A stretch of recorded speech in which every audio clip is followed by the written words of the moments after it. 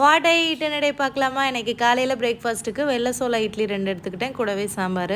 அப்புறம் எல்லா பயறு வகைகளையுமே ஊற வச்சுருந்தேன், அதை குக்கரில் வேக வச்சு கொஞ்சம் எடுத்துக்கிட்டேன். அப்புறம் 11 மணி போல் பாதாம் ஊற வச்சுருந்தேன்னா அதுதான் சாப்பிட்டேன்.